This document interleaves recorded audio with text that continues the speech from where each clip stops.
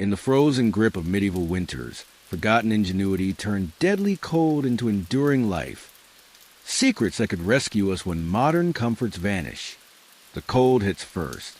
Your eyes snap open to darkness, and that bone-deep chill that tells you the fire died hours ago. Frost glitters on the inside of your wooden shutters. Your breath hangs visible in the air above you, not like your heated bedroom right now.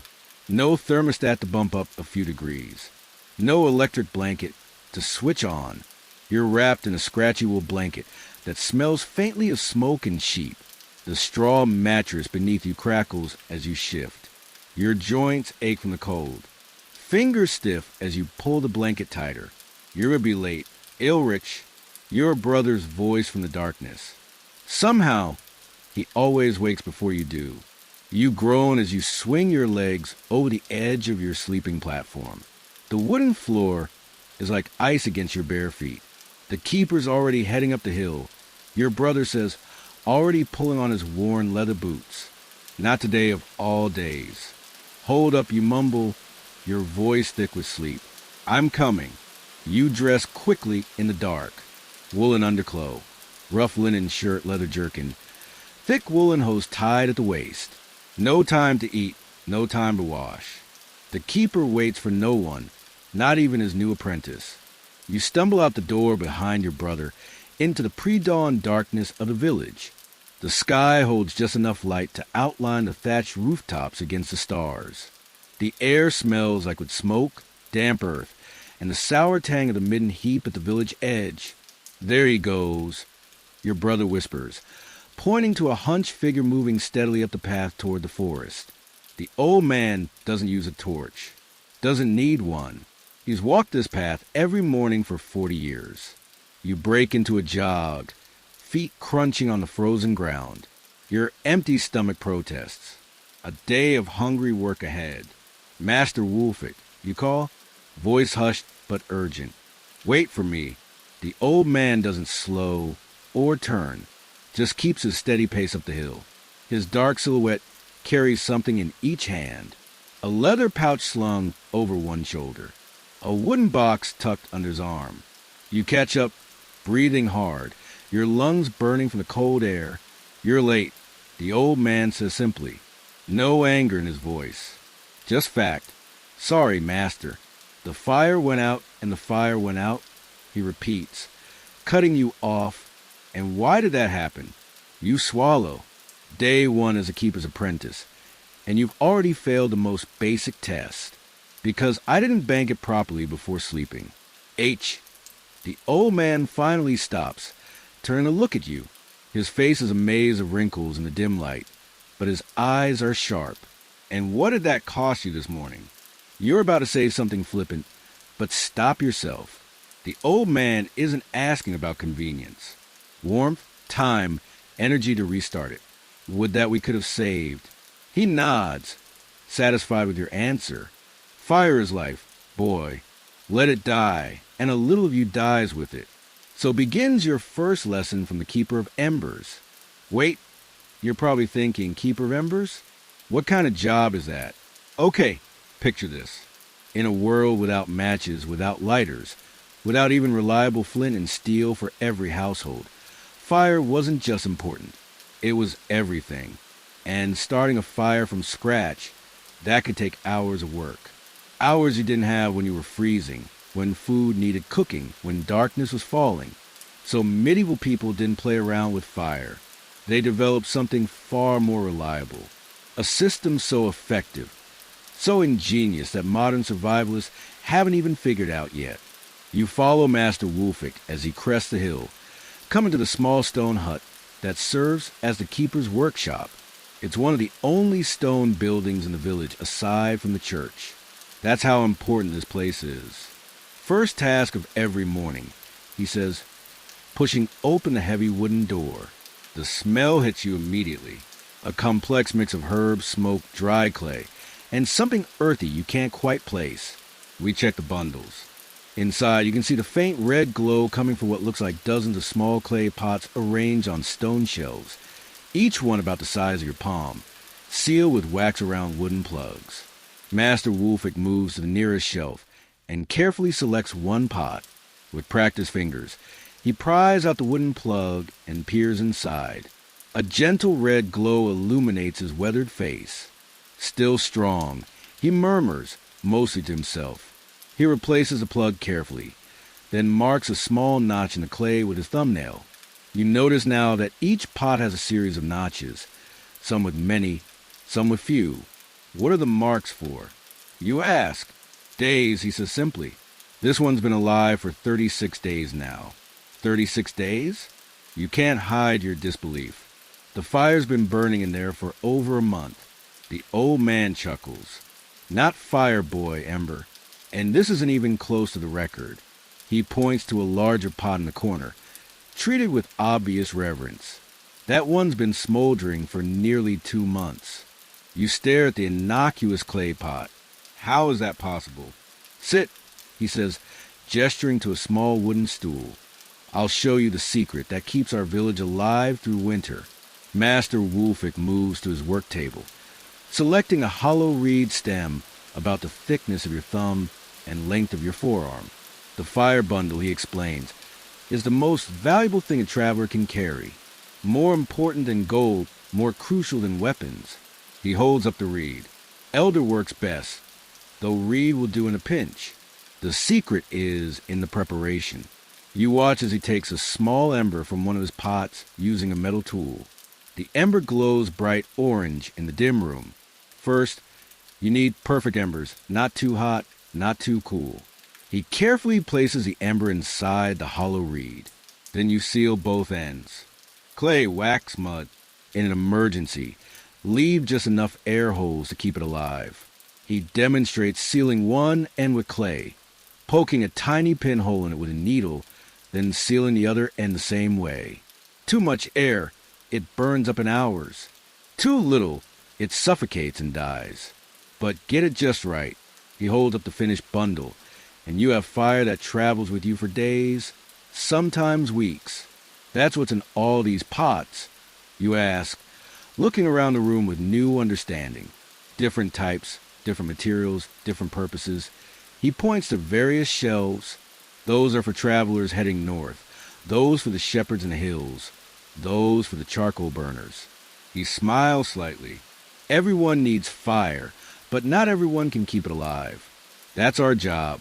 But why not just use flint and steel, you ask? It seems simpler than this elaborate system. Master Wolfick's expression darkens. Let me tell you about last winter. He says quietly, 3 weeks of rain. Everything soaked through. The Oswald family tried for 2 days to strike a spark that would catch. Their youngest little girl, couldn't have been more than 4, died of cold before they managed it. The room feels suddenly colder as his words sink in. With a fire bundle, he continues, they would have had flame in seconds. No matter the weather, no matter how wet the wood, the ember inside stays protected, stays dry. He places a hand on your shoulder. We don't just keep fire, boy, we keep people alive. Outside, the sun finally breaks over the horizon, casting long shadows through the workshop's small window. The travelers will be coming soon, Master Wolfick says, moving toward a large wooden chest in the corner. They'll need fresh bundles for their journey. He opens a chest, revealing dozens of leather pouches and small wooden containers. Each traveler gets what they need based on their journey. Short trip, small bundle, long journey, multiple bundles to rotate. You move to help him, still marveling at the system's elegance. No batteries to run out, no fuel to carry, just patient preservation of an existing flame. Some have special designs, the old man explains, showing you a bundle with a clever sliding cover over its air hole. This one lets the carrier control the burn rate. Open it more when you need it hotter. Close it to conserve. And these, you ask, pointing some strange dried mushrooms in a ceramic bowl. Ah, Master Wolfick's face lights up. The real treasure. Tender fungus found only on certain birch trees. These can smolder for extraordinary periods. He picks one up reverently. The record in this village is one that kept an ember alive for over 2 months. As the morning progresses, You help Master Wolfic prepare bundles for the day's travelers. Each one carefully crafted, each ember selected for its quality, each container designed for its specific purpose. Villagers begin to arrive as the sun climbs higher. A merchant heading to the next town, a shepherd taking his flock to higher pastures, a family traveling to visit relatives. The merchant approaches first, a heavy-set man with a face reddened by wind and sun. "Ah, Wolfic, I'll need 3 for the journey to Eastwick," he says, already reaching for his coin purse. 3, Master Wolfic raises an eyebrow. "It's only 2 days' journey. Edwin." The merchant shifts uncomfortably. The road's been wet, and after what happened to the Miller family, he doesn't finish the sentence. He doesn't need to. 3 it is. Master Wolfic nods, selecting appropriate bundles. 1 for your cart, 1 for your night fire, 1 for emergency. Rotate them as I showed you. The merchant hands over several coins, more than you'd expect for something as simple as fire. Your new apprentice, the merchant asks, nodding toward you. "Start today," Master Wolfic says, "still learning the value of what we do." The merchant fixes you with a serious stare. "Last winter, I was caught in a snowstorm near Westbrook. Horse went lame. Night falling, temperature dropping. Without my fire bundle, you'd be looking at a frozen corpse right now instead of my ugly face."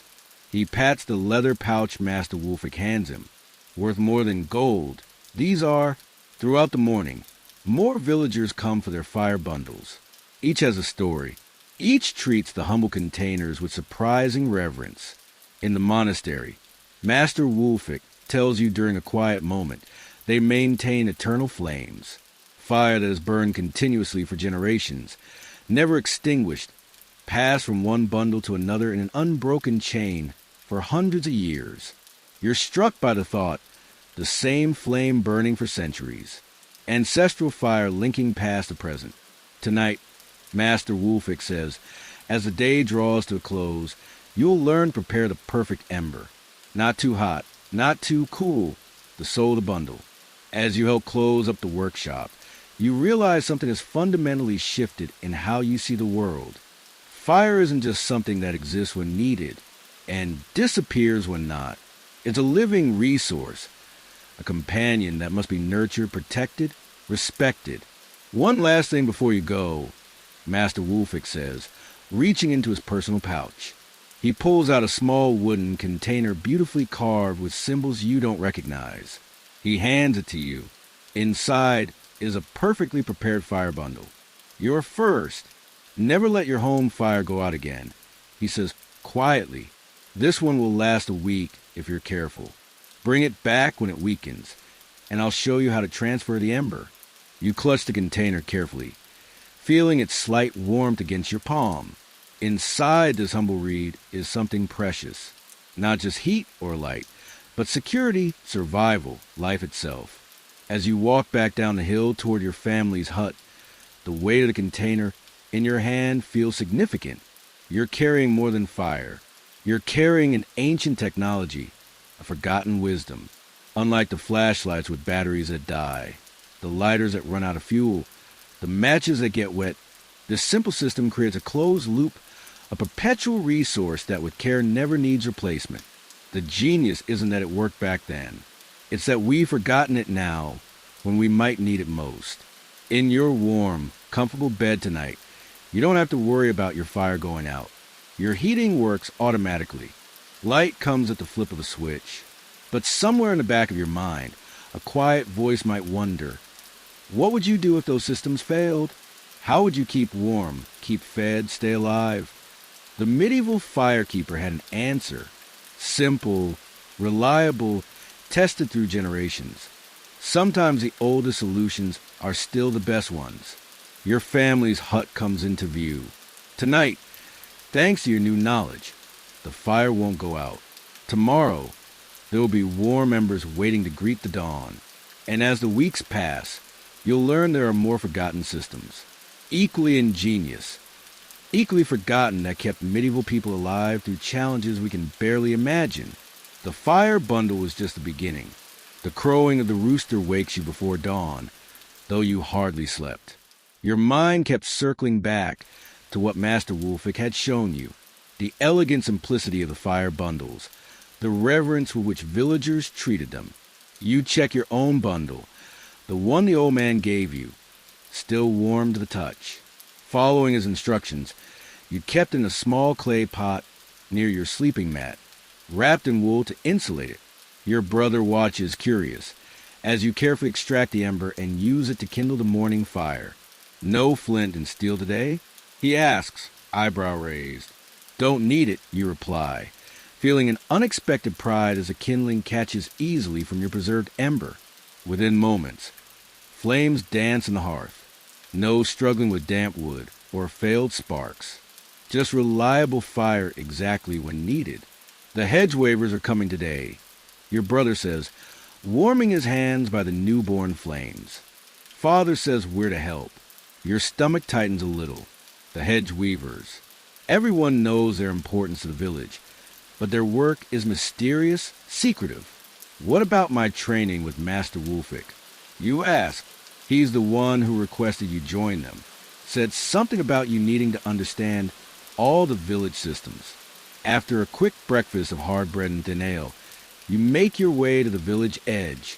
The morning mist still clings to the fields, but you can see a group of men and women gathering by the northern boundary, carrying an assortment of tools, bill hooks, saws, large wooden mallets, coils of flexible willow branches. Master Wolfick is among them, talking with an imposing woman whose silver-streaked hair is braided tightly against her head. Ah, there he is, Wolfick says as you approach. Ilrich, this is Mistress Edith, master of the hedge weavers. The woman studies you with sharp eyes. No warmth in her face, just assessment. You've never helped with the living wool before, she asks. No, mistress, but you know its importance. You hesitate. Everyone knows the hedge walls surround the village, but beyond that, it keeps wild animals out. A ripple of laughter moves through the gathered workers. Mistress Edith doesn't smile. It does a great deal more than that. Boy, come today. You learn what truly protects this village, and it's not the Lord's men or their steel. The group moves toward the northern edge of the village, where the massive hedge row stands like a green fortress wall. You've seen it your entire life, of course, but never really looked at it. Now approaching with purpose, you're struck by its size and density. Easily 15 feet high in places, so thick you can't see through it. This section needs maintenance, Mistress Edith explains, pointing to an area where the growth seems particularly wild. It was last laid 4 years ago. All laid, you ask? She hands you a pair of thick leather gloves.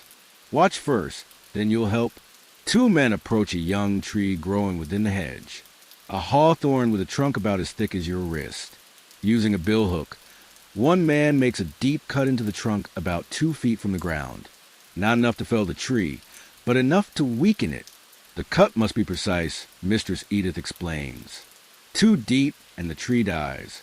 Too shallow and it won't bend properly. With the cut made, both men grasp the trunk and slowly, carefully bend horizontal, parallel to the ground. You expect it to snap, but the partial cut allows it to bend without breaking completely. This is hedge laying, she continues. We partially cut the living trees and bend them horizontally. As they heal, they'll grow both upward and outward, creating a living wall that can't be easily cut or burned. You watch in fascination as the men secure the bent tree using wooden stakes. The hawthorn now forms a living barrier about waist high. Your turn, Mistress Edith says, pointing to another young tree. Under her watchful eye, you make your cut. Too shallow at first, and she has you deepen it slightly.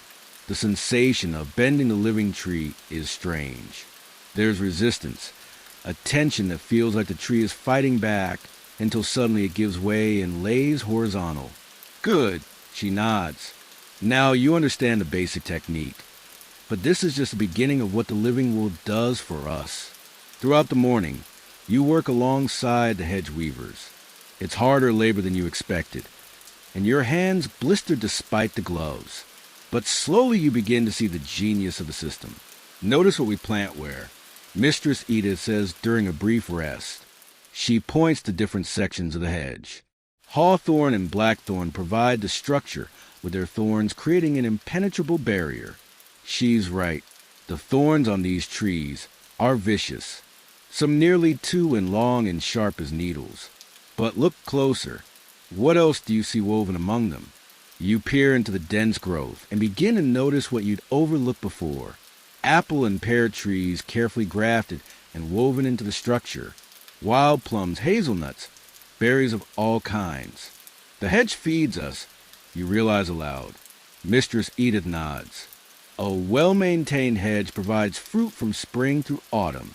During the famine 3 years ago, these berries kept children from starving. One of the older workers, a man with a heavily lined face, chimes in. My grandfather said in the great hunger of his youth, half the village survived on hedge fruit when the crops failed. And look here, Mistress Edith guides you to another section. Elder, willow, yarrow, comfrey, all with medicinal properties. So it's a living pharmacy, too, you say, beginning to understand. Indeed, the same barrier that keeps wolves and raiders out also provides medicine, food, and materials. As the day progresses, you learn how different sections of the hedge serve different purposes. Near the livestock pens, the hedge is particularly dense to prevent predators from reaching the animals. Near the village's main path, there's a carefully disguised opening, a hedge port they call it, that can be quickly sealed in times of danger.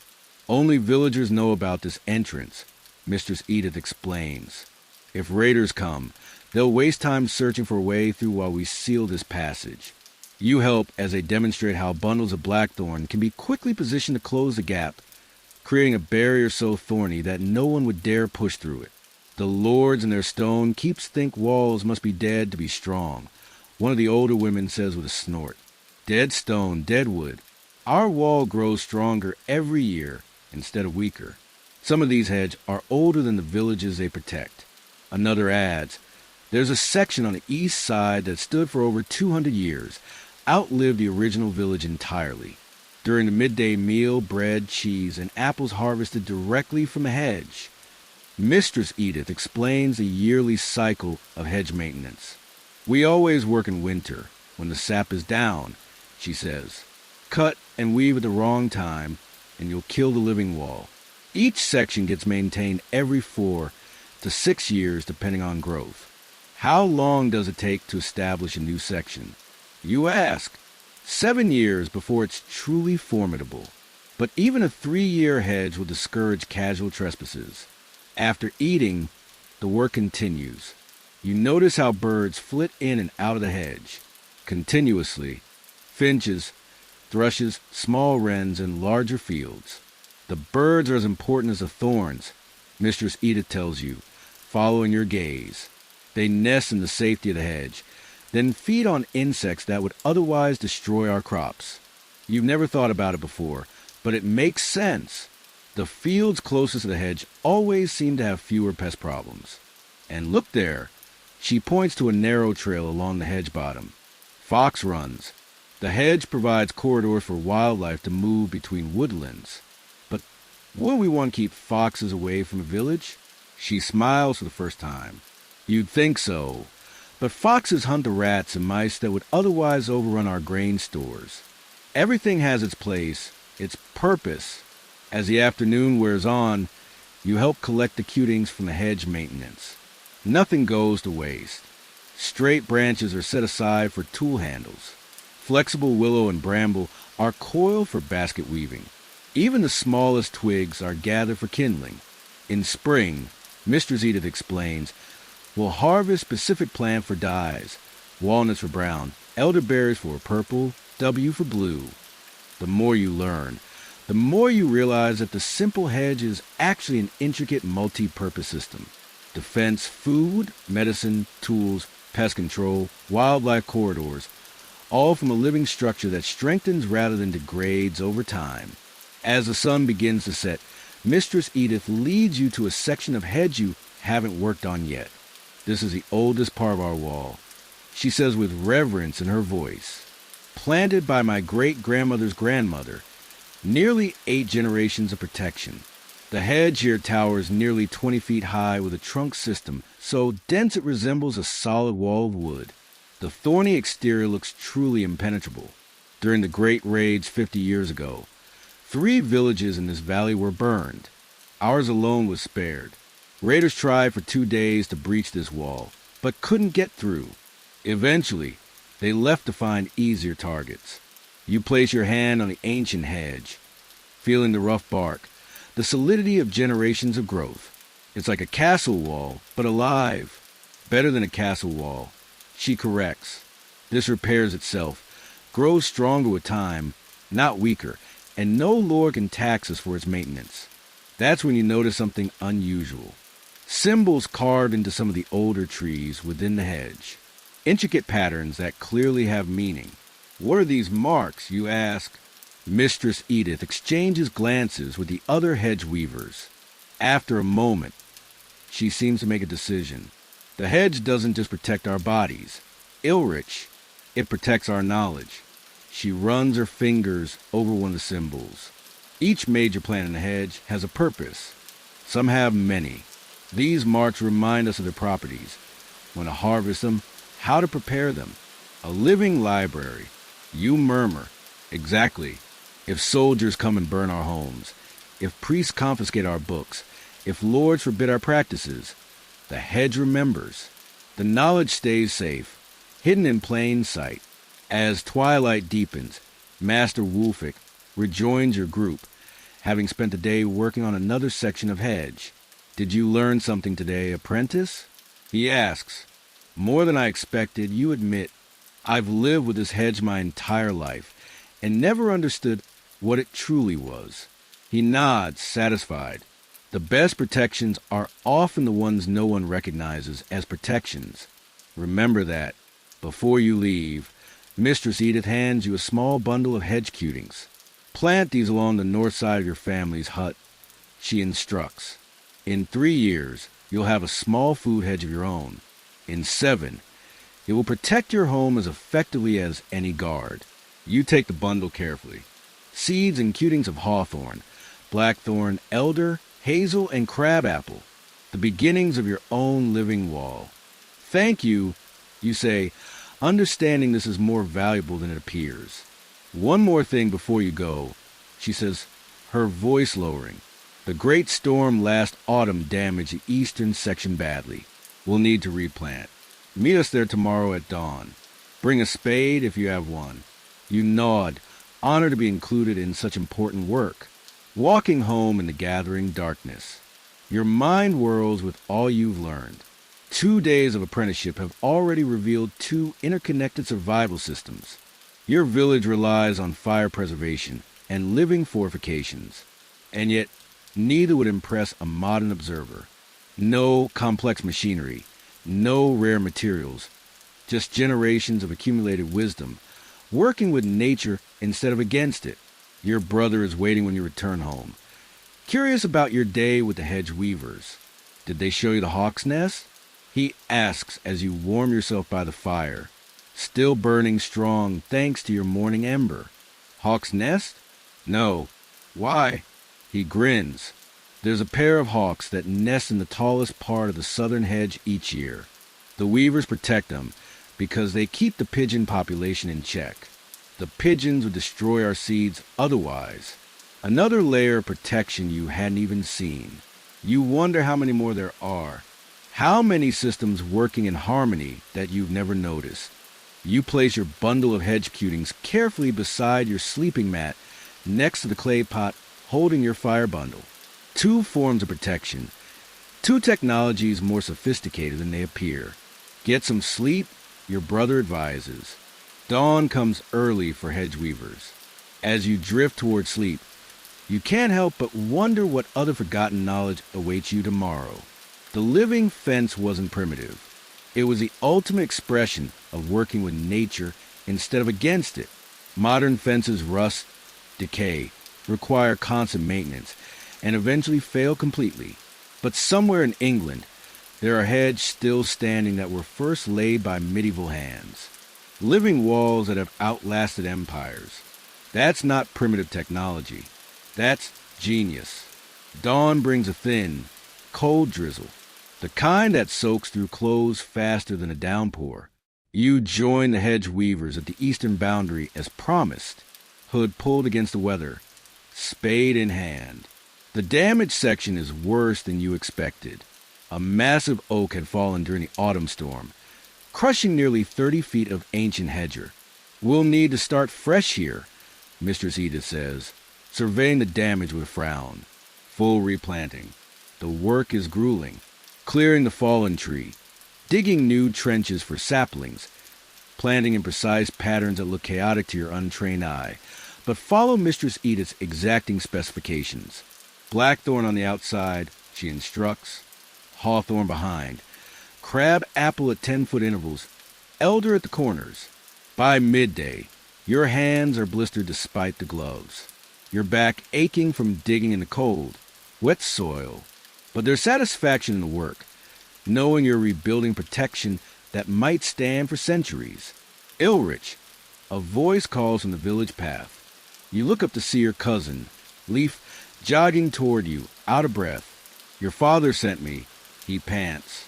There's smoke rising from the Awood's barn. All able hands needed.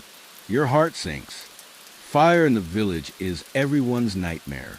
Thatch burns like tinder, and a stray spark can destroy years of work in minutes. Go, Mistress Edith says immediately. We'll continue here. You drop your tools and run with Leaf back toward the village center, expecting to see flames, hear shouts of panic. Instead, you find a small crowd gathered calmly around the Awood's barn. Thick smoke rises from the roof vents, but there's no urgency in people's movements. Your father spots you and waves you over. Not a fire, he explains, seeing your confused expression. It's smoking day. The Awoods are doing their winter preservation. They requested help. Relief washes over you, followed by curiosity. You've eaten smoked meat your entire life, but never participated in its making. Go in and see if they need an extra pair of hands. Your father suggests. Good knowledge to have.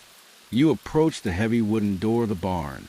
When you pull it open, a wall of fragrant smoke billows out, making your eyes water. Through the haze, you see Goodwife Awood, a stout woman known for her practical knowledge, directing several people hanging items from the barn's upper beams. Another helper, she says, noticing you. Good. We need strong arms. Come in. Come in. Stepping into the smoke barn is like entering another world. The light filters through the haze in strange patterns, creating an otherworldly glow. Your eyes sting at first, but you quickly adjust. What surprises you most is what's being smoked. You expected to see meat, hams, bacon, perhaps some fish, and yes, those are here hanging from the highest beams. But there's so much more.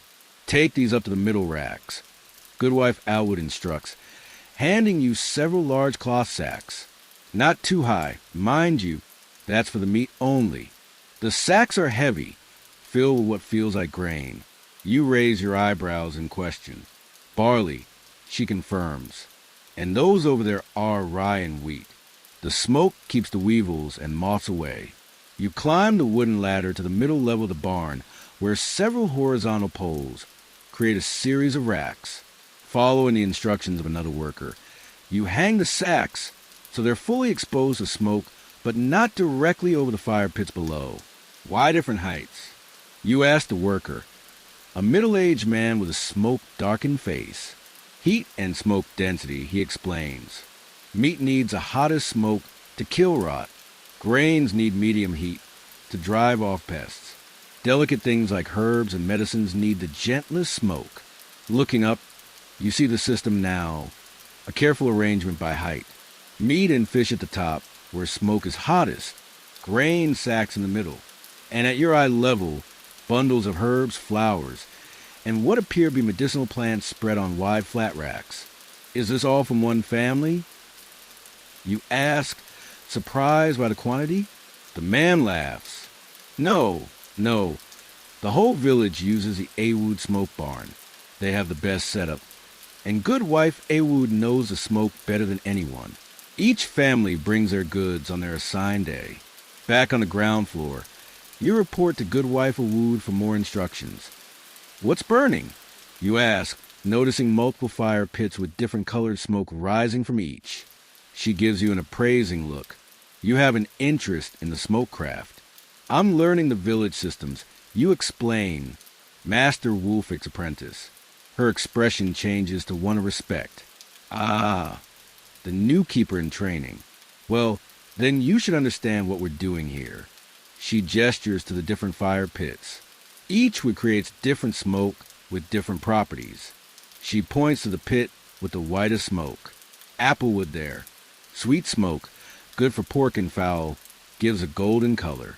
She moves to the next. Oak. Strong smoke, best for beef and heartier foods. Preserves longest and finally to a pit with bluish smoke. Juniper and pine creates a barrier that insects won't cross. We use it mainly for grains and textiles. I didn't know different woods made different smoke, you admit. Or most don't, she says with a hint of pride.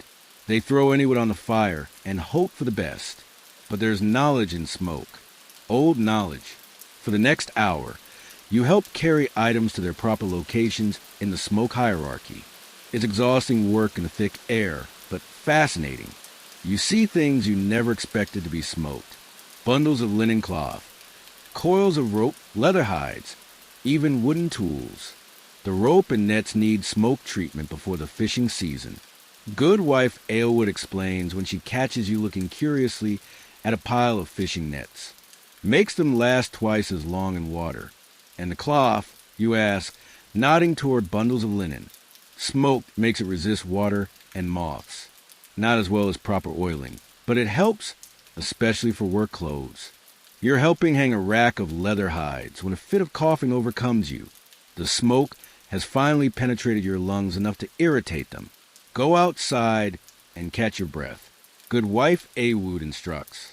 First-timers always need breaks. Grateful, you step outside into the cool air. Your clothes are smoke and you can taste it on your tongue, but the fresh air is a relief. Several others are also taking breaks. Sitting on logs near the barn entrance. An older man with a beard streaked with gray makes room for you. First smoke day? He asks. You nod, still catching your breath. I remember my first, he says with a chuckle. Thought my lungs would never recover. You'll get used to it. So much more than just meat. You observe. That's what the Southerners don't understand. The man says, they smoke only for flavor. We smoke for survival. He gestures toward the barn.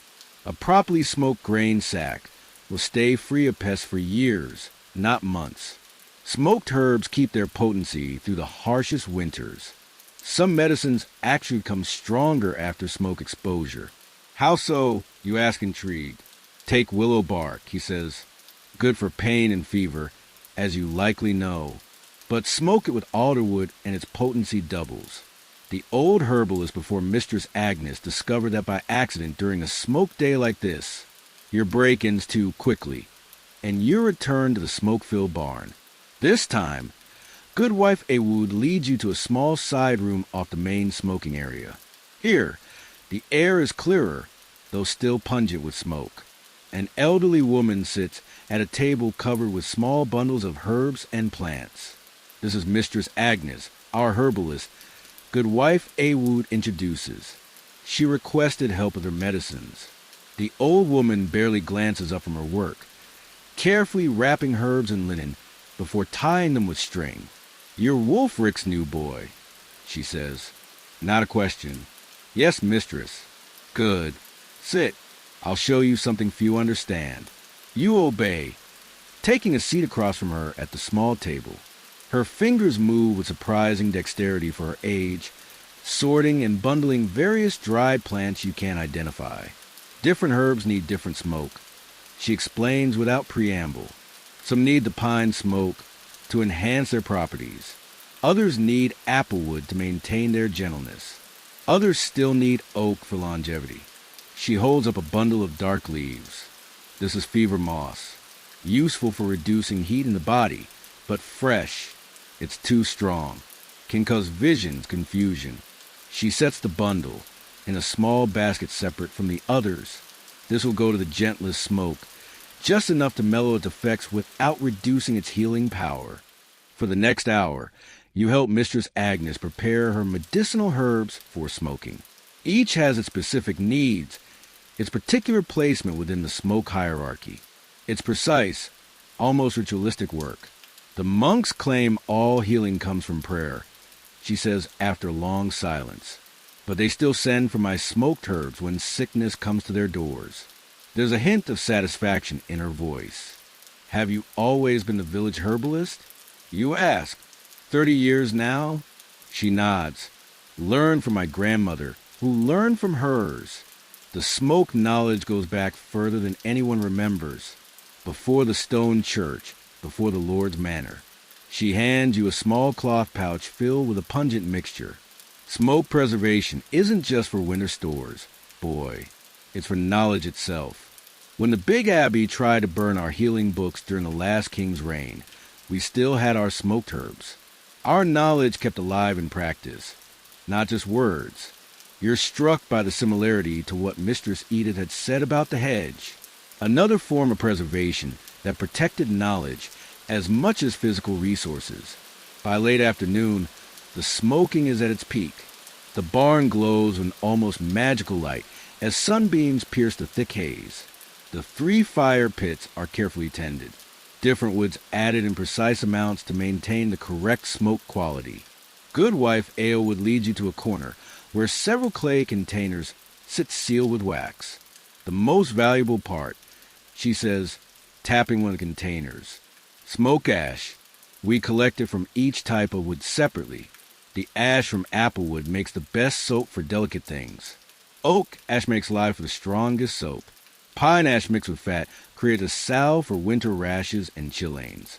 You marvel at the completeness of the system. Nothing wasted, everything transformed. How long will all this stay in the smoke? You ask, gesturing to the hanging food and materials. Depends on what it is, she explains. Herbs might need only a day or 2, grains a week. Meats can hang for nearly a month, depending on size and how long we need them to last. She points to an especially large ham hanging from the highest beam. That one's for mid-winter feast. It'll smoke for 3 weeks, then keep until winter's heart without spoiling. Your father finds you as the day's light begins to fade. Your eyes are red, your throat roars from the smoke, but your mind is alive with new understanding. Learn something? He asks as you walk home together. More than I expected, you admit. I thought smoking was just for flavor. He laughs. That's what the rich lords think. 2, they smoke meat to make it taste better. We smoke to survive winter. At home, your mother has a bath waiting, a rare luxury, but necessary to remove the smoke smell saturating your clothes and hair. As you scrub, you reflect on the day's lessons. Modern people with refrigerators and chemicals might look at a smokehouse as primitive, but the smoke preservation system you witnessed was anything but simple. It was chemistry and timing, knowledge refined through generations of trial and error. It was alchemy, turning the perishable into the permanent using nothing but carefully controlled smoke. After bathing, you join your family for the evening meal. Your mother prepared a stew featuring smoked venison from last season, still perfectly preserved despite being nearly 5 months old. The Awoods finish their big smoking today. You tell her between bites. Goodwife Al would show me the different woods they use. Did she show you the smoke barrels for beekeepers? Your mother asks. You shake your head, realizing there was yet another aspect you hadn't even seen. They create special smoke from certain herbs, she explains. The beekeepers use it to calm the bees during honey collection. But it has to be exactly the right mixture or it harms a hive. Another layer of knowledge. Another refined technique hidden within what appeared simple from the outside. That night, as you lay in bed, you notice something. Your smoky clothes hanging by the door to air out have attracted no moths. The smell that clings to them despite your bath is keeping insects at bay, exactly as Goodwife Awood had explained. Protection and preservation. The common themes emerging from everything you're learning. Your fire bundle sits nearby, still safely preserving its ember. Tomorrow, you'll need to return to Master Wulfik to refresh it, just as he instructed. You wonder what new knowledge the old man will share next. 3 days into your apprenticeship, and already the world looks different. Systems and knowledge hidden in plain sight. Survival techniques refined over centuries. Not primitive technology, just different technology, perfect for its time. And perhaps you think as you drift toward sleep, still perfect for times when modern methods fail. Morning comes with frozen dew and clear skies. A rare cloudless day that promises little warmth despite the sunshine. You return your fire bundle to Master Wulfik as instructed, finding him already at work in his stone hut atop the hill. How was your time with the hedge waivers and the smoking barn? He asks, carefully examining your bundle. Eye-opening, you admit. I never realized how complex those systems were. He nods, satisfied with both your answer and the condition of your fire bundle. Most don't. The best survival methods don't announce themselves as such. He sets your bundle aside and selects a fresh reed. I'll prepare you a new one. Today you're to help Mistress Hildegard with her clay work. The potter? You ask, surprised. You know of her, of course. Every village needs someone skilled with clay, but you hadn't expected her work to be part of your apprenticeship. She's more than just a potter, Master Wulfik corrects, already preparing a fresh ember for your bundle. She creates what some might call batteries. Batteries. The word is unfamiliar. Vessels that store things, he explains. Not just water or grain, but cold, heat, even preservation itself. Go to her workshop by the creek. Tell her I sent you to learn about the cooling embers. Armed with a fresh fire bundle and curiosity, you make your way down the hill toward the far side of the village where Mistress Hildegard keeps her workshop. The building is distinctive, larger than most village huts, with a tall kiln chimney rising from its rear. Clay pots, jars, and vessels of all sizes surround it in various stages of completion. You find the mistress herself working a large mass of gray clay with strong, weathered hands. She's older than you expected, with gray straw hair tied back in a practical knot, but her movements show no sign of AG's weakness. Master Wulfik sent me. You explain after introducing yourself to learn about cooling emperors. She studies you for a moment, then nods decisively. About time he sent someone. Knowledge doesn't preserve itself. She gestures to a wooden stool. Sit. Watch first, then help. For the next hour, you observe as she works the clay with practiced precision. Unlike regular pots with single walls, she crafts vessels with double walls, an inner and outer chamber separated by a small gap. The cooling emperor, she explains while working, is older than the village, older than the church. My grandmother's grandmother made them the same way. Her hands never stop moving as she speaks, expertly forming the complex vessel. The principle is simple, she continues, but the execution must be precise. She points to the gap between the vessel walls. This space will be filled with wet sand. As water evaporates through the porous outer clay, it pulls heat from the inner chamber, creating cooling without ice. You realize aloud. Exactly. She looks pleased at your quick understanding. In high summer, when the well water turns tepid by midday, these keep drinking water cool and sweet. Milk stays fresh an extra day. Meat doesn't spoil as quickly. She finishes shaping the vessel and sets it carefully on a shelf to dry slightly before firing. Then she selects another partially completed vessel, this one with a different design. This, she says, is for the opposite purpose, a heat battery.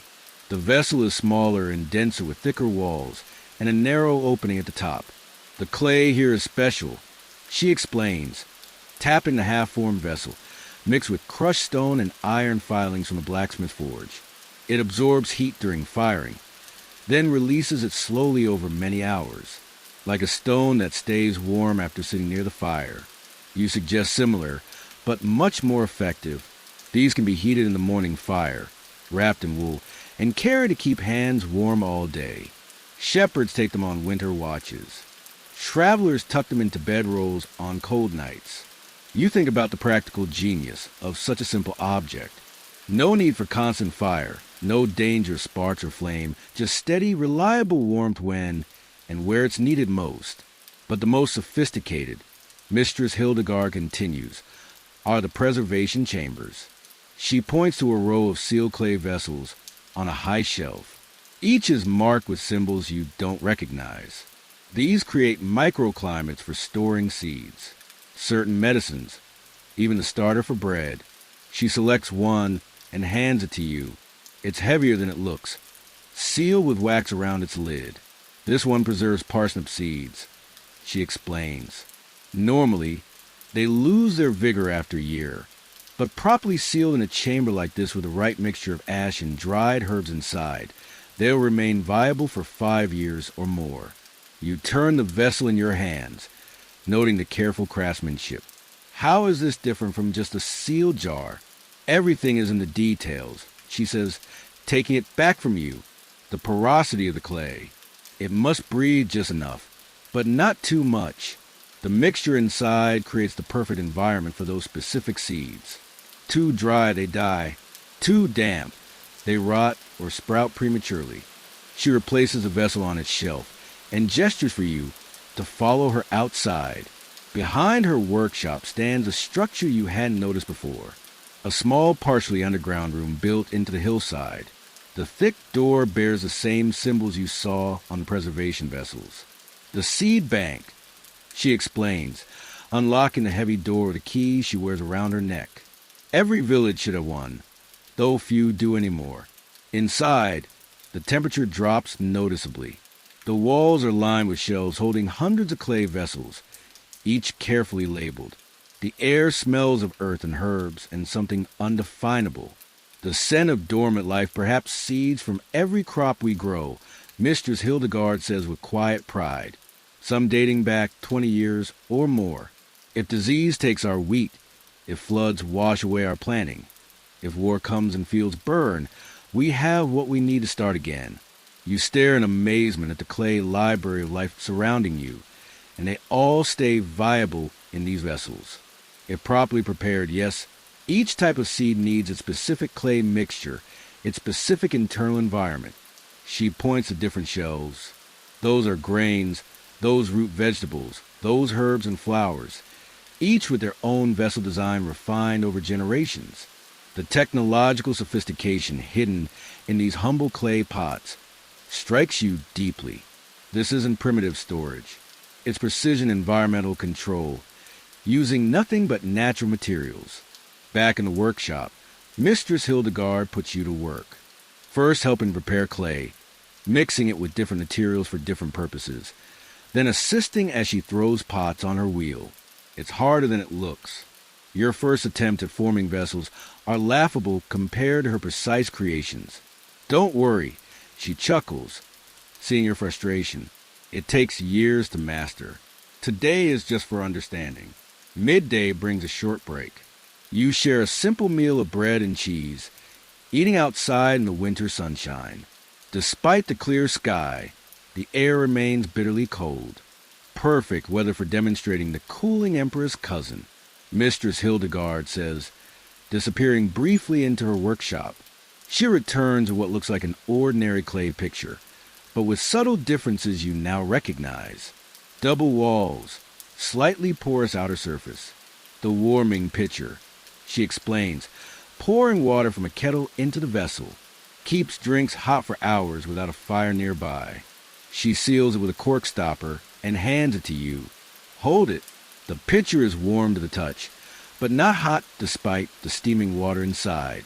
The outer layer stays comfortable to hold, she explains, but the inner chamber maintains heat far longer than a normal vessel. By tonight, that water will still be warm enough for washing. How many different vessels do you make? You ask, marveling at the ingenuity. Dozens of designs, each with a specific purpose. She gestures around the yard at the various pots and jars in different stages of completion: cold storage, heat retention, seed preservation, fermentation control, even moisture regulation for certain crafts. After the meal, she shows you how to prepare the special sand mixture for cooling embers. It's not just any sand, but a specific blend from the riverbed, washed and sorted to the right consistency, then mixed with certain minerals. Too fine, it blocks the pores and no evaporation occurs. She explains as you sift the sand through a cloth. Too coarse, the water passes through too quickly, and the cooling effect is weak. You help her fill the gap in a completed cooling empera with the prepared sand. Then add water until it's properly saturated. Now we test it, she says. Inside her workshop, she fills 2 identical cups, one with water from her regular pitcher, one with water from a cooling emperor that's been working all morning. She hands both to you. Taste the difference. The first cup is room temperature, slightly stale tasting. The second is remarkably cool and fresh, almost as if just drawn from the deepest part of the well. That's incredible, you say? Honestly. And this works even in summer, especially in summer. The hotter the day, the stronger the evaporation, the better the cooling effect. She takes the cups back. The beauty is in its self-regulation. No need to adjust it or monitor it. The system responds naturally to the environment. Throughout the afternoon, you learn about more specialized clay vessels, fermentation crocks designed to maintain perfect conditions for transforming cabbage into sauerkraut, wine vessels that keep temperature stable during the crucial early stages, special containers for storing herbs that would otherwise lose their potency. The most complex are these, Mistress Hildegard says, showing you a set of interlocking vessels, the nested preservation system used for our most valuable medicines. The design is ingenious. A small central container for medicine itself, surrounded by a chamber filled with specific herbs and minerals, all encased in a water-resistant outer vessel. Each layer creates the precise conditions needed. She explains, the monastery pays handsomely for these to store their most precious remedies. As the light begins to fade, Mistress Hildegard shows you to a corner of her workshop where a large clay disc nearly the size of a millstone sits near the kiln. The night warmer, she says, instructing you to help her move it closer to the cave's outer wall. We'll heat it now while the kiln still burns hot from today's firing. Tonight, it will radiate warm for hours after the fire dies. Together you position the massive clay disc where it can absorb heat from the kiln. You notice it's a special formulation, darker and denser than her other clay works. Special clay mixed with iron stone, she explains, seeing your curiosity. It holds heat longer than any other material I found. The sun has nearly set by the time you finish helping around the workshop.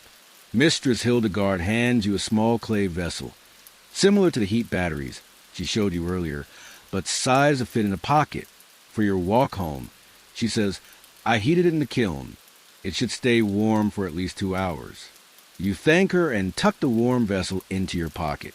The heat radiates through your clothing, a surprising comfort against the biting evening cold. Come back in 3 days, she instructs. We'll be firing the cooling embers, and I could use an extra pair of hands, walking home in the gathering darkness. You marvel at how something as simple as clay could be transformed into such sophisticated technology. Your pocket warmer still radiates heat against your side, a constant comfort in the freezing evening. At home, you find your family huddled near the hearth. Winter nights are always difficult. The fire can't warm the entire hut, and sleeping areas further from the hearth can be bitterly cold. What's that? Your brother asks you pull the pocket warmer from your clothing. Heat battery, you explain, handing it to him.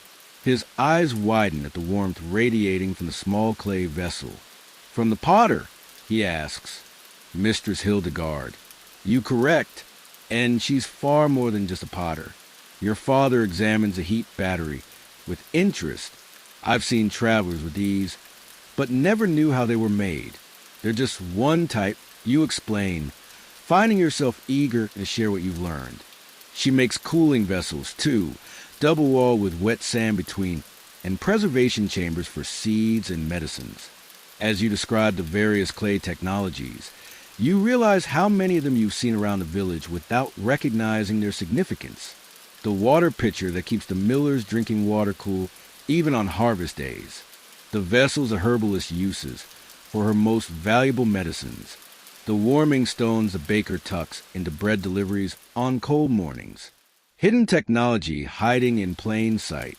That night you place your pocket warmer at the foot of your sleeping mat before getting under the blankets. The gentle heat warms your perpetually cold feet. A small luxury you've never experienced before. Such a simple thing, yet so effective. As you drift toward sleep, your mind returns to Mistress Hildegard's seed bank. Those humble clay vessels preserving life through winter, through drought, through disaster, ensuring survival not just for one season, but for generations to come. Modern storage depends on plastic, on refrigeration, on technology that inevitably fails.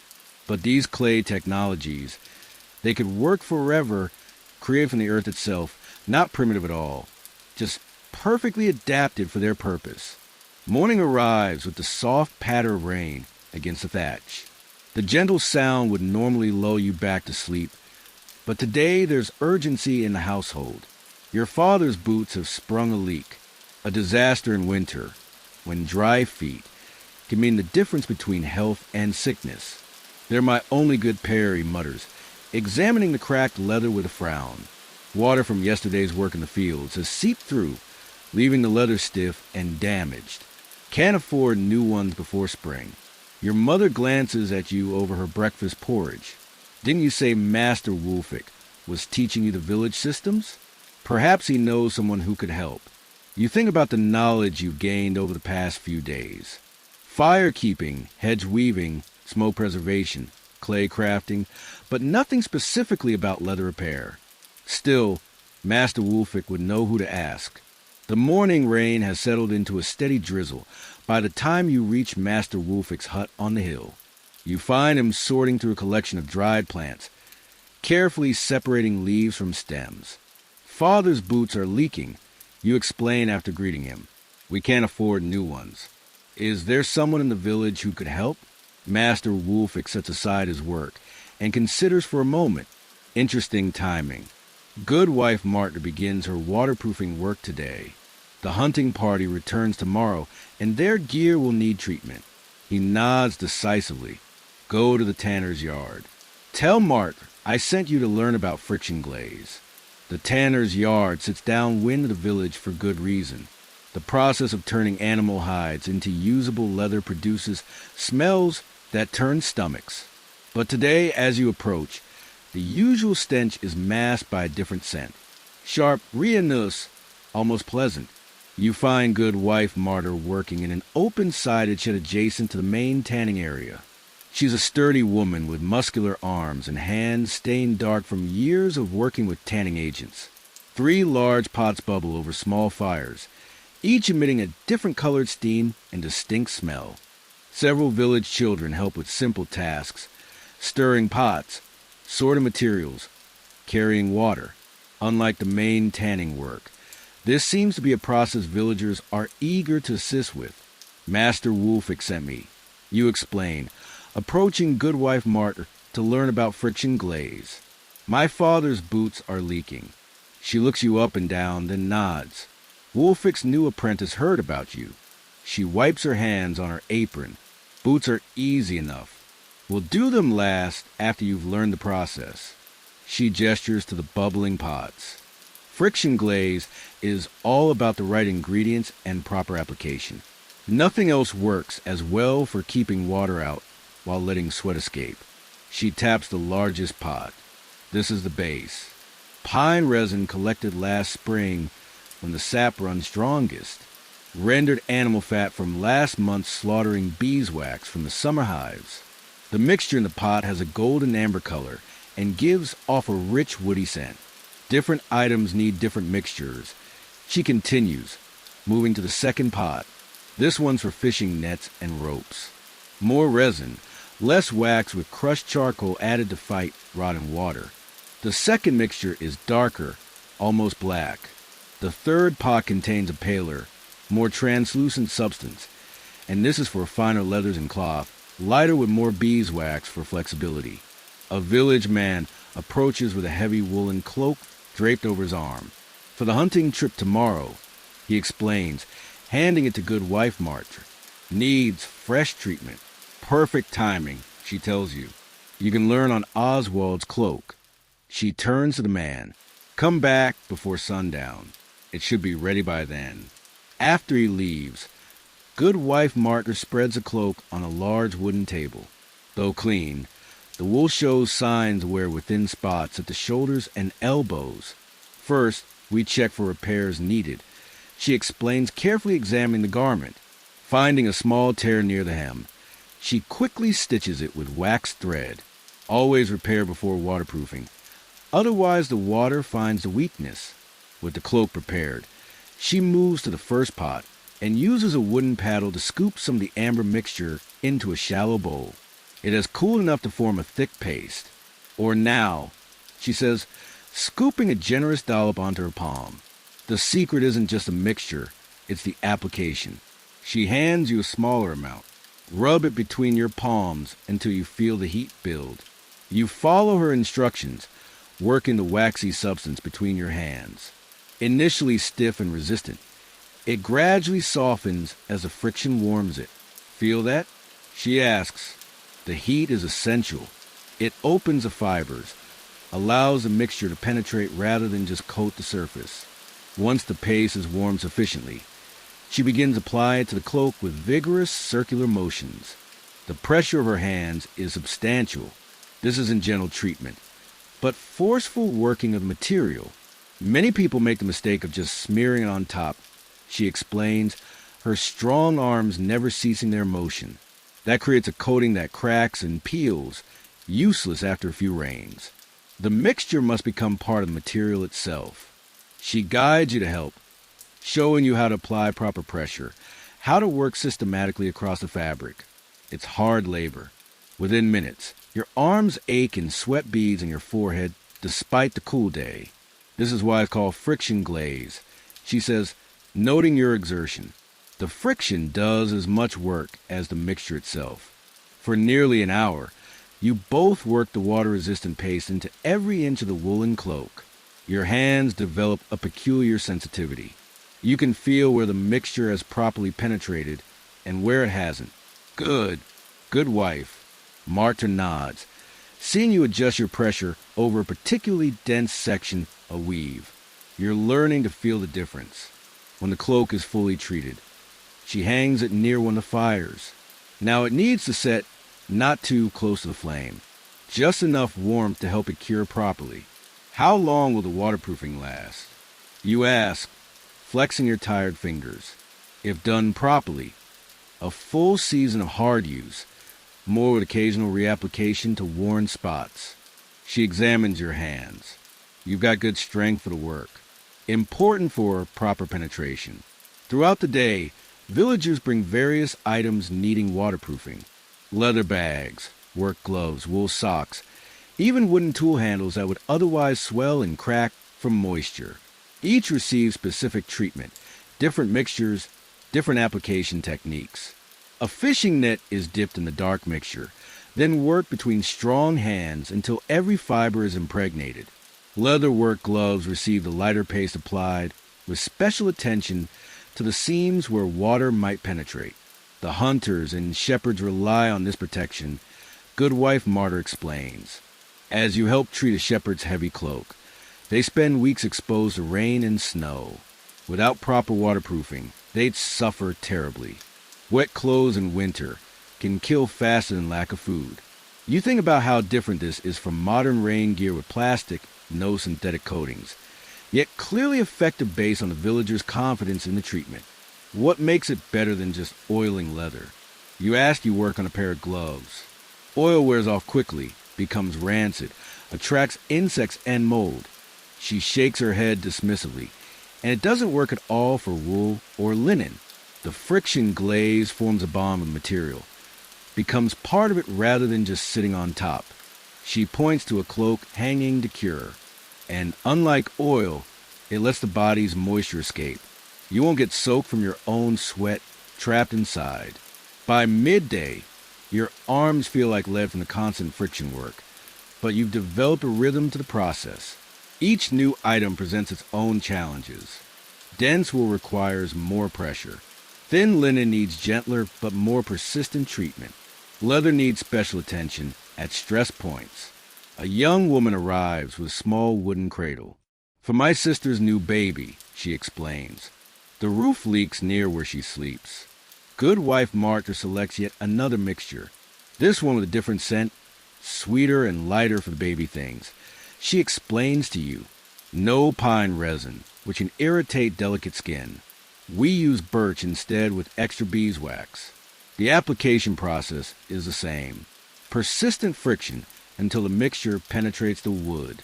This will protect the cradle from drips without bringing harsh smells to the baby's bed. Good wife Martha explains. As the afternoon progresses, you notice how good wife Martha adjusts her mixtures for different purposes. Some items receive additional ingredients. Crushed charcoal for items exposed to strong sunlight. Certain herbs mixed in to repel insects. Fine mineral powder for flexibility in extreme cold. The forest provides everything we need. She tells you while preparing a fresh batch. Pine for general waterproofing. Spruce for items that need flexibility in cold. Birch for items touching skin. She points to various containers of collected resins. Each has its properties. Its purpose, you help collect fresh rainwater in buckets placed outside the shed's overhang. This water, she explains, is used to test the waterproofing. The best way to know if the treatment worked. She says, taking the now cured shepherd's cloak down from its hanging place. She pours water over the wool. Instead of soaking in, the droplets bead beautifully on the surface, rolling off without leaving a trace of dampness behind. Perfect, she nods with satisfaction. That will keep cedar dry even in the worst mountain storms. Late in the day, a grizzled old hunter arrives with an assortment of leather goods, a quiver, knife sheaths, and a weather-beaten hunting bag. The eastern forests are flooded this season, he explains. We'll be winging through swamp for days. Need the best you've got.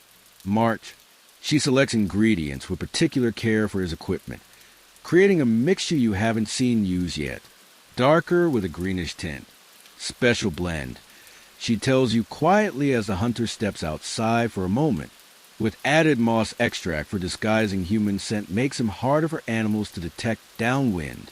The hunter's gear receives the most thorough treatment of the day. Every stitch, every seam, every potential entry point for water gets special attention. You help with the simpler pieces, now confident enough in the technique to work somewhat independently. The difference between dry feet and wet feet can mean life or death on a winter hunt. The hunter tells you seriously as he watches you work. Few years back, a young hunter ignored Martha's advice, didn't get his boots properly treated, lost 2 toes to frostbite after they got soaked crossing a stream. Finally, late in the day, good wife Martha turns her attention to your father's boots. She examines them critically, noting the worn spots and cracked areas. These needed treatment months ago. She scolds mildly, but we can still save them. She selects ingredients carefully, creating a custom mixture for the damaged leather. First, she has you clean the boots thoroughly with a damp cloth, removing all dirt and old flaking waterproofing. Now, watch closely, she instructs. You'll need to do this for your family in the future. Her technique for the boots is slightly different. She heats the mixture more before application and works it into the leather with even more vigorous friction than before. The pressure is so intense that the leather actually warms from the effort. For damaged leather, we need deeper penetration. She explains the mixture must reach through the entire thickness to restore flexibility and waterproofing. It takes nearly an hour to properly treat both boots. By the end, your arms burn with exhaustion, but the transformation is remarkable. The once stiff, cracked leather has become supple again with a soft sheen that sheds water instantly when tested. They'll need a second treatment in a fortnight. Good wife, Martyr says, setting the boots near the fire to cure her. But this will keep them waterproof through the worst of winter if he's careful. As the day's work winds down, Villagers return to collect their treated items. Each person tests their goods with the rainwater, nodding with satisfaction as droplets roll off instead of soaking in. You notice how each treated item maintains its original properties. Wool still feels like wool, leather like leather, but with the added resistance to water. Unlike modern plastic coatings that change how a material feels, this treatment enhances without fundamentally altering. One last thing before you go. Good wife Martyr says, as you prepare to leave with your father's boots, she hands you a small clay pot with a tightly fitted lid. Inside is a portion of the waterproofing mixture for emergency repairs. She explains, if the boots begin to leak again before spring, warm this between your hands and work it into the problem area. Not as good as a proper treatment, but it will get him through until you can bring them back. You thank her and carefully pack the precious mixture in your bag alongside the boots. Come back when you have time, she adds. There's more to learn about protection from the elements. Different mixtures for different seasons. Spring treatments need to repel insects as well as rain. Summer treatments need to allow more cooling. Winter treatments need more flexibility in extreme cold. Walking home as the day fades, you marvel at the sophistication of what you've learned. To an outsider, it might look like simply rubbing wax on the fabric. But you now understand precise combinations, the specific application techniques, the careful curing process that turns simple ingredients into exceptional protection. Your modern rain jacket waiting in your closet in 2025 will eventually degrade its synthetic waterproofing, failing after a few years. But the friction glaze system you've just learned has worked reliably for centuries, using only materials found in any forest. At home, your father examines his transformed boots with amazement. Better than when they were new, he admits, bending the now supple leather that was stiff and cracked this morning. That night, rain pounds hard against the thatch, but your thoughts aren't on leaks or dampness. Instead, you find yourself categorizing the village technologies you've learned so far. Each one perfectly adapted to its purpose. Each one sustainable in a way modern solutions often aren't. The consistent theme emerges again. These weren't primitive stopgaps waiting for better technology.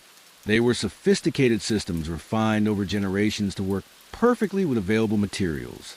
Not primitive at all, just perfectly adapted. Dawn breaks through thinning clouds.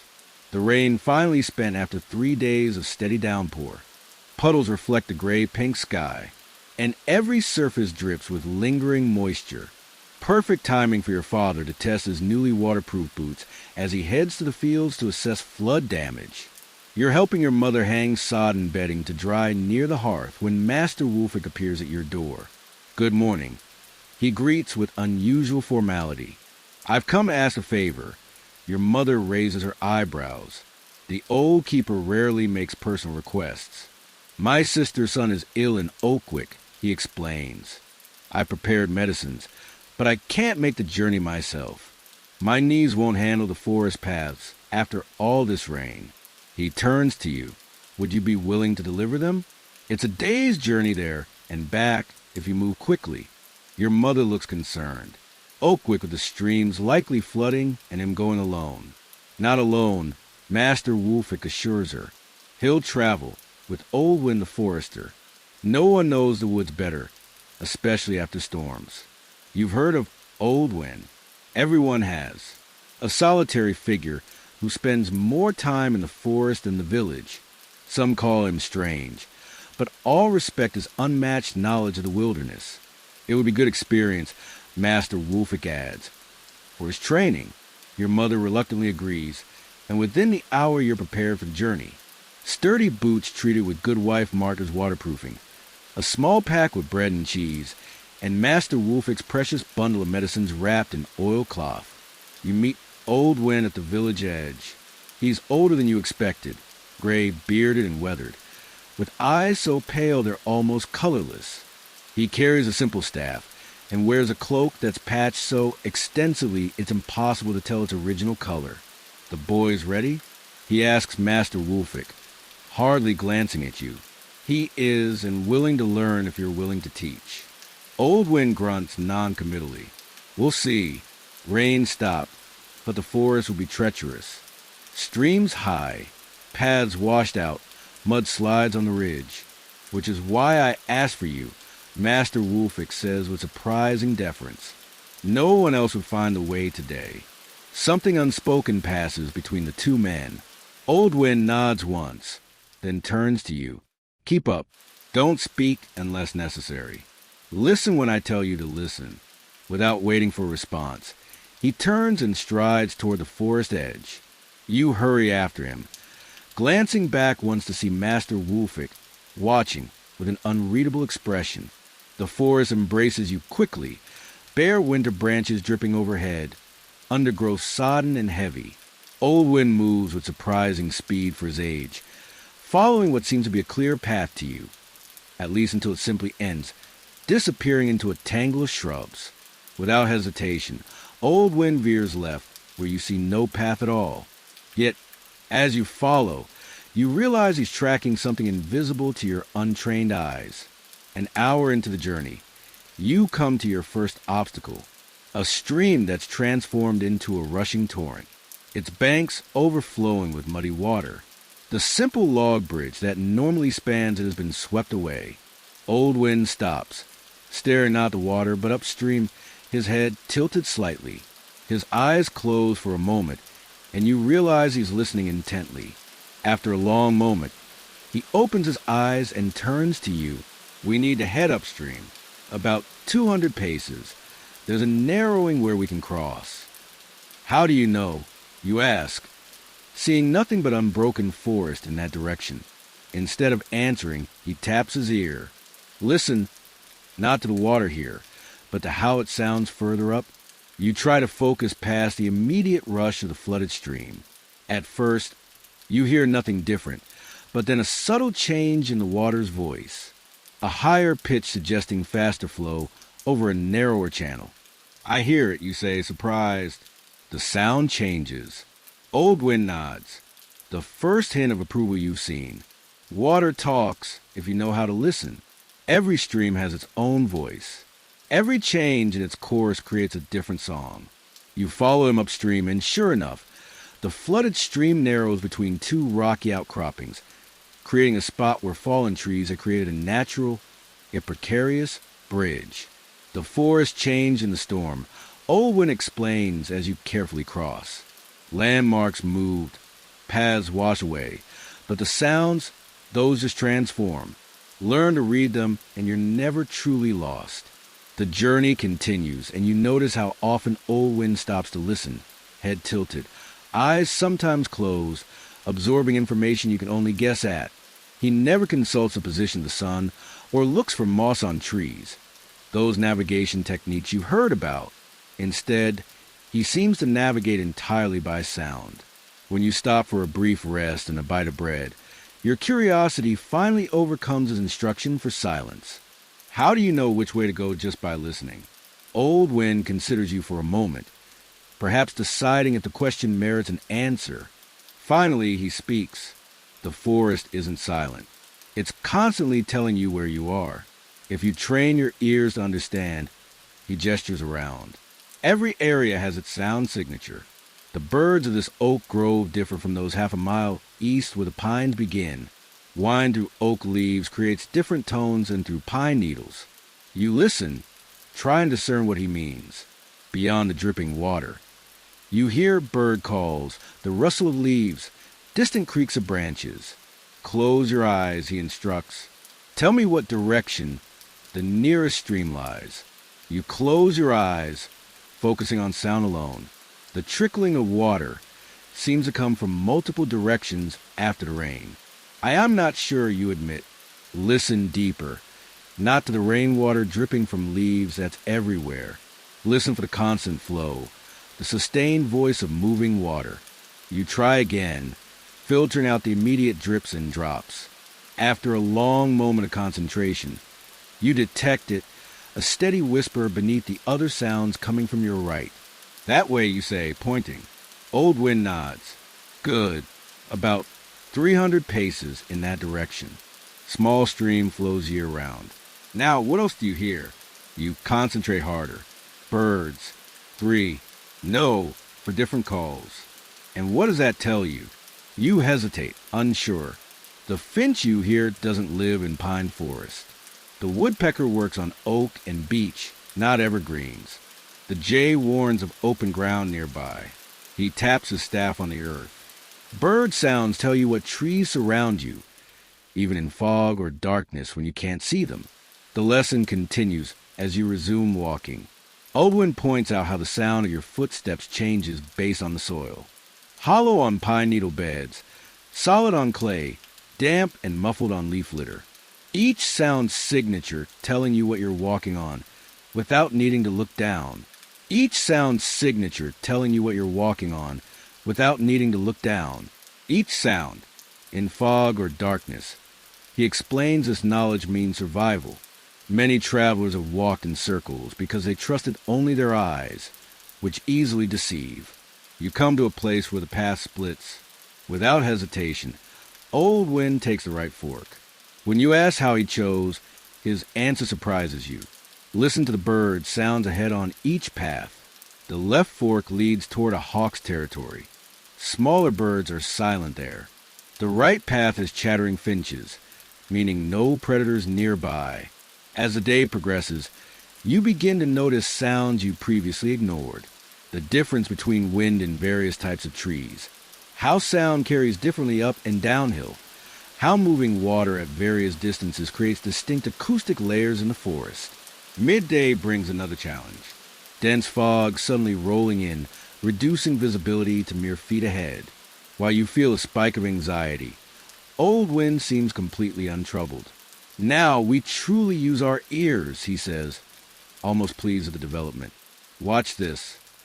He cups his hands around his mouth and makes a sharp calling sound. The noise echoes through the fog, bouncing back from unseen obstacles. He listens intently to the returning echoes, then nods. Open ground 30 paces ahead, then forest again. We're on the right path. You can tell that just from an echo. You ask, amazed, or sound reveals what eyes cannot. The echo pattern tells me there's a clearing ahead, then trees. Again, the quality of the echo reveals distance and density. He teaches you to make your own calls, different sounds for different purposes. A sharp clap works best for detecting nearby objects. A sustained call reveals more distant features. He even shows you how to strike your walking stick against a tree trunk to create a particular resonance that carries well through fog. You practice as you walk, creating sounds and listening to their return. Gradually, impossibly, you begin to develop a rudimentary sound map of your surroundings, even with limited visibility. Merchants and pilgrims who traveled regularly developed this skill out of necessity. Owen explains, they created mental sound maps of their routes, how different regions should sound in different seasons. The birds of summer create different soundscapes than those of winter. The wind voice changes with the density of leaves on trees. You think about how different this is from modern navigation with GPS with maps, technologies that fail when batteries die or visibility drops. Sound navigation works in darkness, fog, even with eyes closed. Late afternoon brings an unexpected revelation. Old Wind stops abruptly, head tilted in that now familiar listening pose. After a moment, he changes direction, leading you up a gentle slope you wouldn't have chosen. There's water ahead that wasn't there before the storm, he explains. A new stream formed from the rains, cutting directly across the path you would have taken. How can you possibly hear a stream that small from this distance? You ask incredulously. Water has a voice that carries further than most sounds, he explains, especially moving water. The human ear, properly trained, can detect streams from over a mile away in quiet conditions. The specific frequencies travel through forest or field with minimal degradation. You concentrate, but can hear nothing beyond the immediate forest sounds. You'll develop the skill with practice, he assures you. Some travelers could even estimate the size of a water source by its acoustic signature, vital knowledge when searching for safe drinking water. As you crest the hill, you see he was right. A new stream has formed in what was likely a dry gully before the storms, cutting directly across the path you would have taken. His hearing alone detected it long before visual confirmation was possible. A startling moment comes when Old Wind suddenly pulls you back just as you're about to cross what appears to be solid ground. "Listen," he commands. You hear nothing unusual at first, then detect a subtle difference in how sound resonates from the earth ahead. "Bog!" Old Wind confirms the ground saturated. "Step there, and you'll sink to your knees, maybe deeper." He strikes his staff against the ground, listening to the subtle differences in how the sound resonates through solid versus waterlogged earth. Following his acoustic guide, he leads you safely around the hazard. Most impressive of all is when he predicts a brief rain shower nearly an hour before the first drops fall. Weather speaks before it arrives. He explains. Certain bird calls change. Insect sounds shift away, distant noises carry warns of approaching weather fronts. You focus on the forest sounds, trying to detect what he hears. There's a subtle change in the acoustic environment, a dampening of certain tones, a clarity to others. When the rain indeed arrives as predicted, you understand it wasn't mystical foresight, but empirical knowledge based on careful observation. Hunters and shepherds developed this skill to find shelter before storms hit. Old Wind explains as you wait out the brief shower under a dense pine. Critical knowledge when exposed on mountainsides or open fields. By late afternoon, you reach Oakwick. The small settlement appears through thinning trees, smoke rising from chimneys in the gray daylight. You deliver Master Wolfick's medicines to his grateful sister, whose son indeed looks terribly ill with fever. "Will you stay the night?" she offers. "It's late to start back." "We have enough daylight." Old Wind answers before you can speak. Better to return while the rain holds off. He glances at the sky in a way that makes you suspect he hears something about approaching, whether that you don't yet perceive. The return journey feels different. Though the same distance, you travel faster, more confidently. You find yourself listening in a new way. Not just hearing sounds, but interpreting them, creating a mental map of your surroundings through your ears rather than eyes alone. When darkness falls before you reach the village, Old Wind seems entirely untroubled, while your vision becomes increasingly useless. His navigation remains sure, guided by the acoustic landscape. This is when sound truly becomes your primary sense. He explains as you walk through growing darkness. Medieval travelers often journeyed at night when necessary, using sound to avoid hazards and stay on path. You notice how he periodically creates noise, clapping, singing, striking against what to read the returning echoes. The information gathered prevents walking in circles or heading toward dangerous terrain. In your world, he says unexpectedly, people have forgotten how to listen. They walk with artificial sounds pumped directly into their ears, blocking the very information that would guide them naturally. You're startled by the reference to modern habits. It breaks the historical immersion you've been experiencing. But before you can question it, he continues. The human ear can distinguish over 1,500 different sound variations, a capability largely abandoned in your visual-dominant modern world. For today's hikers dependent on electronic navigation that can fail, this medieval technique offers a navigation system that works in darkness, fog, or when batteries die. There's something odd about his phrasing, almost as if he's quoting something, but the wisdom is undeniable. As the village lights finally appear through the trees, Old Wind stops for a final lesson. Sound navigation wasn't primitive.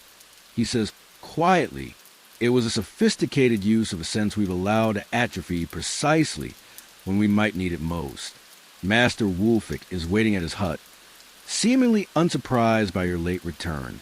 Did he learn? He asks Old Wind. He listened. The forester responds cryptically. Time will tell if he heard. That night, lying in bed, you find yourself listening to your home in a new way. The subtle creaks of the wooden structure cooling in the night air. The different tones of family members breathing in sleep. The way sounds from outside filter through thatch differently than through the wooden walls. A world of information you've always had access to but never truly heard. Your modern headphones wait for you in 2025, ready to block out the acoustic environment completely. But now you wonder what vital information they might be silencing. Natural warnings, direction finding, weather prediction, all available through a sense we've allowed to diminish. Not primitive knowledge at all, just a different way of knowing. Morning comes with stiff muscles and lingering tiredness from yesterday's journey. You rise slowly, legs aching from miles of forest paths. Your mind, however, feels strangely alert, cataloging the sounds of early morning in a way you never noticed before. The gentle pat of your mother's hands kneading bread dough, the specific creak of your father's footsteps on the packed earth floor, the subtle differences in how the wind sounds through the thatch roof versus around the wooden door frame. Awareness blooms like a new scent, as if Olwen's teachings awaken something dormant within you. You've been summoned to the village circle tonight. Your father mentions casually over breakfast. The remembering begins at sunset. The remembering? You ask, unfamiliar with the term. Your parents exchange glances. We should have told him sooner. Your mother murmurs. Told me what? Your father sets down his wooden spoon. It happens every winter solstice. The village gathers to maintain the memory chains. His explanation tells you nothing, but something in his tone suggests importance beyond ordinary village gatherings. Master Wolfick will explain. He adds, he sent word that you should join him at midday. He says it's time you understood the final system. The final system. The phrase stirs both curiosity and a strange sense of culmination. You've learned about fire preservation, living hedges, smoke chambers, clay vessels, waterproofing, and sound navigation. What remains? Master Wolfick isn't at his hilltop hut when you arrive. Instead, you find a simple note. Meet at the Elder Oak midday. The Elder Oak stands at the village center, ancient and massive. Generations have gathered beneath its spreading branches for announcements, celebrations, and judgments. When you arrive, Master Wolfick sits on a bench beneath it, talking quietly with several of the village elders. Mistress Edith of the Hedge Wavers is there. So is Goodwife Awood from the smoking barn. Mistress Hildegard the clay worker. Goodwife Martyr of the waterproofing. Even Olwen the forester has emerged from his woodland solitude for this gathering. Ah! The apprentice arrives. Master Wolfick says, gesturing you forward. Sit. Today you learn what binds all other knowledge together. You take a seat on the cold ground, aware of the scrutiny from these keepers of village wisdom. Something solemn hangs in the air, a seriousness you haven't felt in your previous lessons. What do all the systems you've learned have in common? Master Wolfick asks without preamble. You consider carefully. They're all methods of survival. Yes, but deeper what allows them to exist at all. You think about the fire bundles, the living hedges, the smoke preservation, the clay vessels, the waterproofing techniques, the sound navigation, each sophisticated, each refined over generations. Knowledge you venture, specific knowledge passed down over time. Master Wolfick nods, satisfied. And therein lies the most critical system of all. Before books were common, before most could read or write, how was such complex knowledge preserved? How did we ensure that critical information survived generation after generation? The question hangs in the air. You've never really considered it before. Tonight, he continues, you'll witness the most sophisticated medieval information technology, the human memory network, a system for preserving vital knowledge without a single page or screen. Throughout the afternoon, the elders take turns explaining the framework of what you'll witness tonight. Their usual practical demeanor has shifted to something more reverent, more ceremonial. All the systems you've learned, Mistress Edith explains, depend on precise knowledge. Exactly how deep to cut a hedge stem, exactly which wood creates which type of smoke, exactly how much pressure to apply in waterproofing. If this knowledge is lost, the physical skills become useless. But writing is vulnerable, adds Goodwife Awood. Books burn, parchment rots, ink fades, ink. But rhythmic nature makes any error immediately obvious, ensuring accurate transmission. Swallows high, clear sky remains. Swallows low, prepare for rains. Oak leaves south, the drought will come. Oak leaves north, get building done. The rhythmic pattern continues for hours. Different groups perform different knowledge pieces, hunting techniques, childcare wisdom, construction methods, disease treatments. Some are solemn recitations, others lively performances. Some involve the entire village, others just specific family lines. Notice how certain knowledge belongs to certain families. Master Wolfik points out, the smithing knowledge passes through the blacksmith's line, the midwife's wisdom through maternal lines. Other knowledge like edible plants, weather signs, belongs to everyone. You begin to understand the sophistication of the system. It isn't random oral tradition, but a carefully designed information technology using rhythm, rhyme, melody, movement, and social structure to preserve and transmit critical knowledge. The system has built-in error correction, explains Mistress Hildegard. During a brief pause between performances, if someone makes a mistake in a recitation, the rhythm or rhyme immediately sounds wrong. Others can correct it before the error becomes permanent. Midway through the evening comes something you recognize, a song about fire preservation. The lyrics detail every step of creating fire bundles, maintaining embers, transferring flame. You realize it's exactly what Master Wolfik taught you, but encoded in a form that makes it nearly impossible to forget. Tomorrow you'd remember perhaps half of what I taught you about firekeeping, Master Wolfik says. But if I taught you that song instead, you'd remember nearly all of it, even years later. As the night progresses, you notice how certain physical objects are incorporated into performances. A particular carved stick passes from hand to hand during the farming knowledge recitations. A special colored stone circulates during the hunting songs. Memory anchors, explains Goodwife Alwood. The object itself triggers the associated knowledge. Some hunters can recall entire migration patterns just by handling their specific memory stone. Most fascinating is how the entire village landscape itself serves as a memory palace. During one recitation about boundaries and land rights, the performers point to specific trees, rocks, and streams, some visible from the gathering, others only in shared mental imagery. The location of certain markers triggers specific memories. Master Wolfik explains, the ancient oak reminds us of the founding story. The bent willow by the stream marks the boundary with the next village. The landscape literally contains our knowledge. Children participate throughout the night, sometimes leading, sometimes following, but always included. Now you understand why they're being systematically incorporated into the knowledge network through games that embed critical information. A simple counting rhyme might actually teach which mushrooms are safe to eat.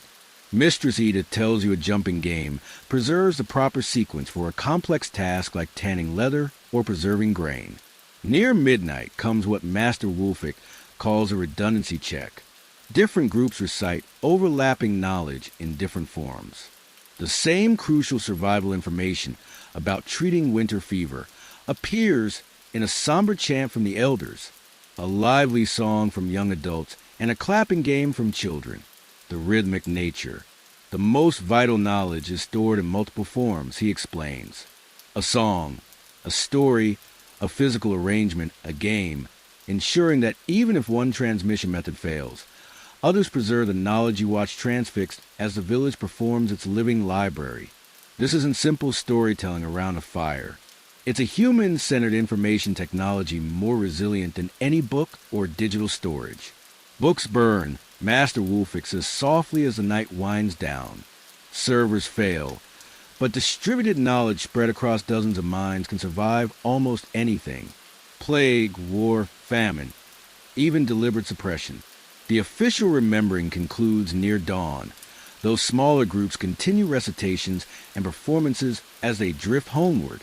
Master Wolfik gestures for you to remain as others leave. Tonight you witnessed, but next year you'll participate. He tells you solemnly, as my apprentice, you will become part of the knowledge chain for fire preservation. 3 others already hold that knowledge. You'll be the fourth, providing additional security. The responsibility feels weighty but right. You think of your smartphone waiting in 2025 with its fragile glass screen and battery that dies without constant charging. All its stored knowledge useless without electricity, without the complex infrastructure that supports it. Compare that to what you've just witnessed. A resilient distributed knowledge network requiring no technology beyond the human mind and body designed to survive almost any catastrophe.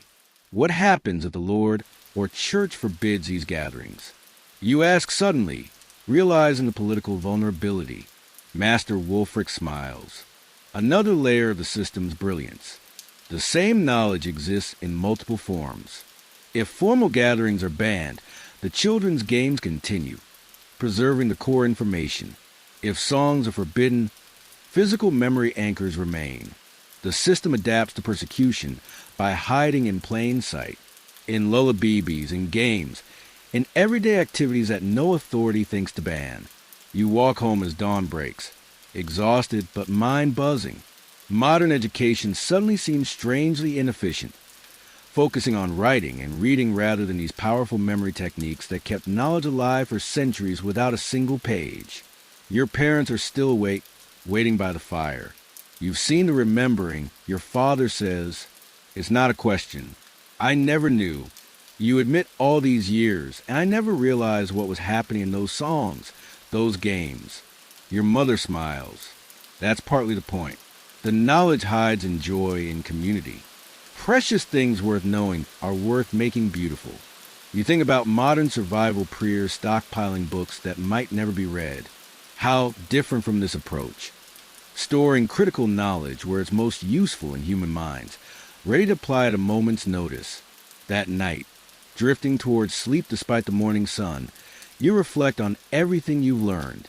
Fire preservation, living hedges, smoke chambers, clay technologies, waterproofing, sound navigation, each sophisticated in its own right, but the memory network that preserved them, that was the ultimate resilient information system.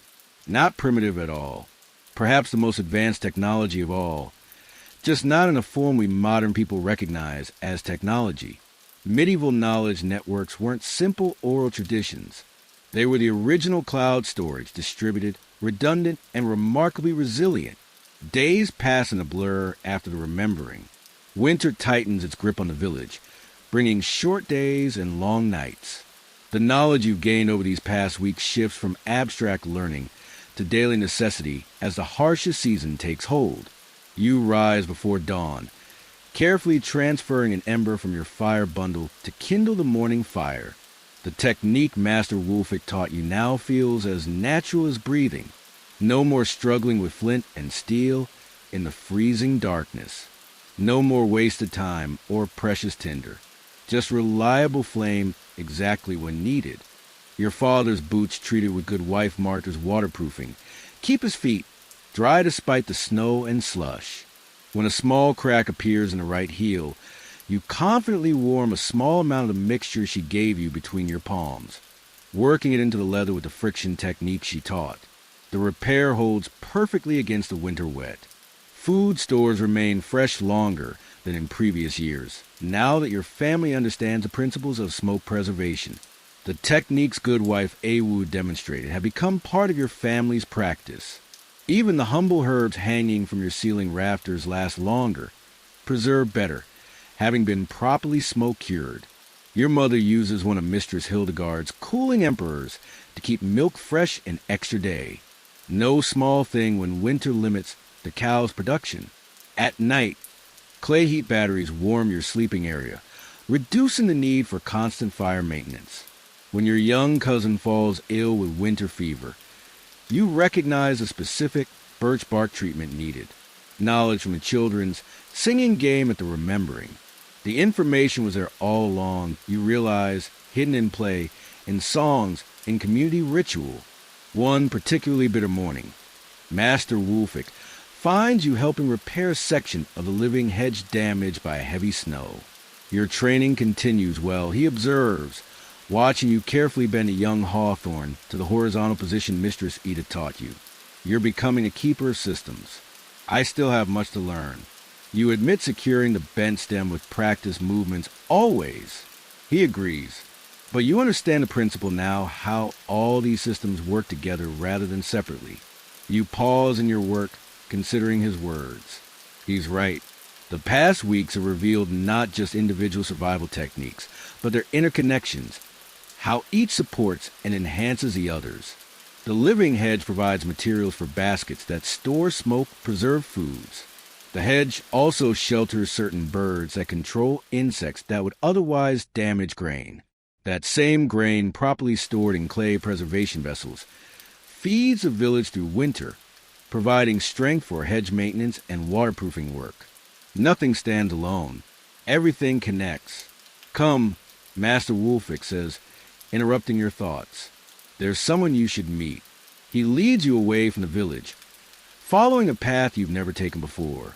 The frozen landscape glitters under weak winter sunlight as you climb a gentle slope toward what appears to be a small, well-maintained hut set apart from other dwellings. Who lives here? You weigh the memory keeper. Master Wolfric answers with unexpected reverence. Our eldest, our wisest. She rarely joins village gatherings anymore. Her strength is preserved for more important work. You approach the solitary dwelling with growing curiosity. Smoke rises from its chimney and the path to its door is freshly cleared of snow despite its isolated location. Master Wolfick knocks gently. The door opens to reveal a woman so ancient her face resembles weathered parchment etched with countless lines of experience. Despite her apparent age, her eyes remain sharp, taking your measure with a single glance. "This is the new apprentice?" she asks, voice surprisingly strong. "He is," Master Wolfick confirms. "He's learned the 7 systems." She nods once, then steps aside. "Coming then. The cold does my old bones no favors." The interior of her hut strikes you immediately as different from other village dwellings. Every wall holds shelves lined with objects, stones of unusual shapes, bundles of herbs tied with colored thread, small carved figures, clay tokens painted with symbols. A large loom dominates one corner, weaving patterns more complex than any you've seen before. The old woman settles into a chair near the fire, gesturing for you both to sit. So she says without preamble, "You've learned about firekeeping, living barriers, smoke preservation, clay vessels, waterproofing, sound navigation, and memory networks." "Yes, mistress," you answer, surprised at her directness. "But do you understand what truly made them work?" She asks, studying your face. You hesitate, uncertain what answer she seeks. "Integration," she says before you can respond. These weren't separate skills. They were one seamless approach to life. Nothing wasted. Everything with multiple purposes. Systems working together rather than in isolation. She reaches for a wooden cup, sipping what smells like herbal tea, before continuing. "Today you have, what do they call them?" She glances at Master Wolfick. "Specialists," he supplies. "Yes, specialists." She says the word as if it tastes strange. One person knows only farming, another only building, another only healing. Knowledge broken into tiny fragments, each person holding just one piece. You think about modern society where indeed most people specialize deeply in narrow fields. How different from what you witnessed here, where knowledge boundaries blur and overlap. Our ancestors couldn't afford such luxury. She continues. The farmer needed to be part healer, part builder, part preserver. The hunter needed to understand plants, as well as animals. Everyone needed to grasp how one system affected another. Master Wolfick nods in agreement. The modern world calls this primitive. We call it wholeness. "Show me what you've learned," the old woman says suddenly, fixing you with her penetrating gaze. Not just the techniques, but the connections between them. Put on the spot, you gather your thoughts. The fire bundle system preserves flame for the smoker, which preserves food for the village, which provides strength for maintaining the living hedge, which provides materials and protection. You continue tracing connections between the systems. How clay vessels store, what smoke preserves, how waterproofing protects what the other systems create, how sound navigation ensures safe passage between communities, allowing knowledge exchange. The memory keeper listens intently, nodding occasionally. When you finish, she seems satisfied. You begin to see, she says, not 7 separate systems, but one integrated approach to life. She rises with surprising agility for her age, moving to a large wooden chest near her bed. From it she removes a small leather-bound book, a startlingly incongruous object in this world of oral tradition. Can you read? She asks. You nod, somewhat surprised by the question. Good. Few can. She hands you the book. This contains diagrams, recipes, measurements for all the systems you've learned, written by my grandmother's grandmother and added by each generation. You accept the book with reverence, understanding its value in a world where written records are rare. Why show me this, you ask? I thought the memory networks preserved knowledge without writing. She smiles slightly. Redundancy, child. The same knowledge exists in multiple forms. The memory network is primary. It lives. It adapts. It cannot be destroyed by a single fire or flood. But this, she taps the book, provides precision when needed, exact measurements, specific proportions. Master Wulfric adds, the two approaches complement each other. Memory for resilience, writing for precision. You carefully open the ancient book. Inside, delicate drawings illustrate hedge-laying techniques, fire bundle construction, clay vessel designs. Marginalia notes refinements added over generations. This contains a collective wisdom of 15 generations. The memory keeper says quietly, not just how to do things, but why they work, the principles behind the practices. You realize you're holding something beyond value.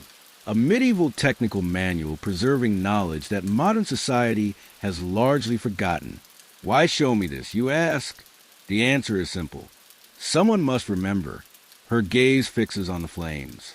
A time may come when these systems are forgotten, when people believe there is only one way to live, dependent on mechanisms they don't understand and can't repair. You think about your own modern world, so technologically advanced yet so vulnerable to disruption. How many people know how to preserve food without refrigeration, how to find direction without GPS, how to waterproof without synthetic chemicals? Our ancestors weren't just surviving despite their limitations. The memory keeper says, echoing your thoughts, in many ways, they were thriving because of them. Her words strike you deeply. The constraints of medieval life force innovation within natural boundaries, working with materials at hand, developing systems that could be maintained locally, creating technologies that lasted generations rather than years. The most powerful medieval survival technique wasn't any specific skill, Master Wulfric adds. It was their integrated approach to life. As darkness falls completely, you make preparations to leave. The memory keeper rises once more, this time retrieving a small object from among her collected treasures, a polished stone pendant on a simple leather cord. For the new keeper, she says, placing it in your hand, a memory anchor. When you touch it, remember what you've learned, not just the methods, but the mindset. You slip the cord over your head, feeling the smooth stone warm against your skin.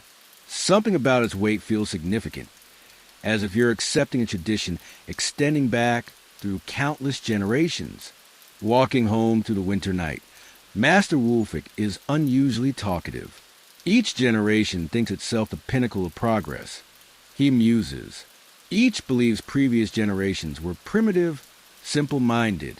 It's a conceit as old as humanity itself. The stars overhead seem especially bright against the black winter sky. The same stars your ancestors navigated by, told stories about, used the time they're planting and harvesting. The greatest powerful survival lesson, Master Wulfric continues, is humility, the willingness to learn from those we've been taught to view as primitive. At home, your family has already retired for the night.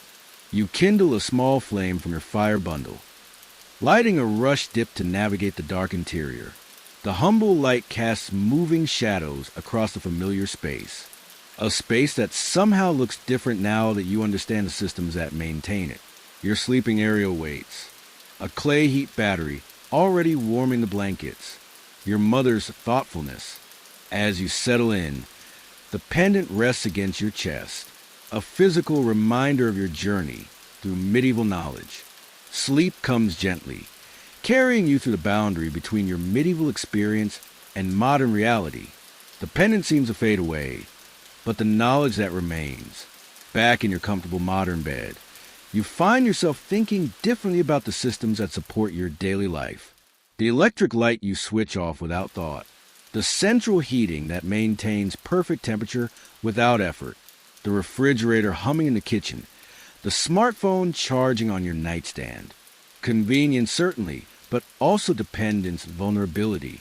If those systems failed, how many people know the alternatives? How many could create fire without matches or lighters? How many could preserve food without refrigeration? How many could navigate without GPS or even paper maps? The medieval villagers you come to know would view our modern world with awe, certainly, but perhaps also with concern how completely we've outsourced basic survival skills to systems we neither understand nor can repair. Their village wasn't just surviving despite limitations. In many ways, it was thriving because of them. Constraints forced innovation, cooperation, and a deep understanding of natural processes that many of us have lost. The most powerful aspect of medieval survival wasn't any particular technique. Impressive as each one was, it was the integrated approach to life where nothing was wasted, where everything had multiple purposes, where systems worked in harmony rather than isolation. This wasn't primitive thinking. It was systems thinking at its most sophisticated. So perhaps the question isn't whether these medieval techniques still work. They do. The question is whether we're humble enough to learn from those we've been taught to view as primitive. Because in a world of increasing uncertainty, climate change, energy concerns, supply chain fragility, the most dangerous thing might be our modern arrogance. The belief that we've outgrown the wisdom of those who thrived without any of the systems we now depend on. As you drift towards sleep in your comfortable modern bed, the boundary between past and present blurs. The knowledge you've gained feels like a bridge between worlds. The ancient wisdom with startling relevance for contemporary challenges. The fire bundle's elegant simplicity. The living hedge's multifunctional design. The smoke preservation's chemistry. The clay vessel's thermal engineering. The waterproofing's material science. The sound navigation's sensory awareness. The memory network's information technology. None were primitive. All were sophisticated adaptations to their time and place. All worked with natural materials and processes rather than against them. All could be created, maintained, and passed down without complex global supply chains or rare materials. Medieval people weren't just surviving despite their limitations. In many ways, they were thriving because of them. And that might be the most important survival lesson of all.